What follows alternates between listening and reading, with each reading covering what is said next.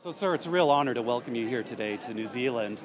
As you can tell by the lines here that go out the door, Anzac Day, and in particular this exhibit at Te Papa, are of extreme importance to New Zealanders. You've just toured it. What are your thoughts after seeing it? It's absolutely amazing.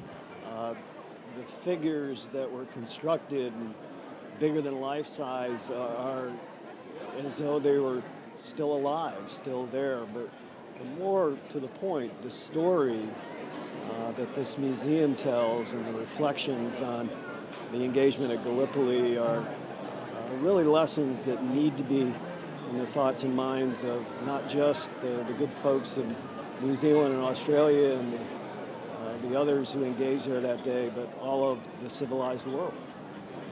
So we had actually met before in Normandy, on the beaches of Normandy, to commemorate the 70th, 68th, and anniversaries of the landings there. This is a particularly auspicious year, the 100th anniversary of the beginning of World War I, 70th anniversary of the end of World War II.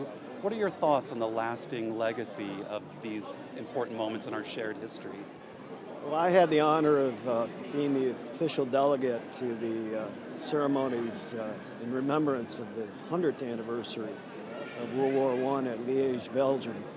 And I was struck by the fact that all of the speakers noted in their own way the hopes that followed World War I, the last big war. We'll never do this again. We're obviously lost as World War II began, and similarly, since that time, we have found ourselves in an era of conflicts. And this museum tells, I think, as clearly as anything I've ever seen, the true horror of war and the lessons that we have to keep in mind, and the reason why nations like New Zealand and the United States, whose people hold shared values, need to work together, not to prepare for war, but to keep the peace.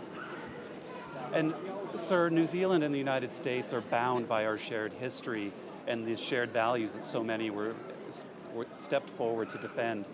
How would you characterize the state of the relationship today, the military relationship, and where do you think it's going?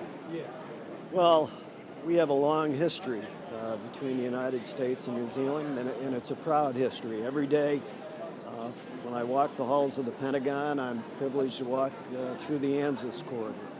And that's a corridor of that special building to us that tells a special story. And it's the partnership between Australia, New Zealand, and the United States through World Wars I and II and engagements following. I think the partnership today is strong and getting stronger.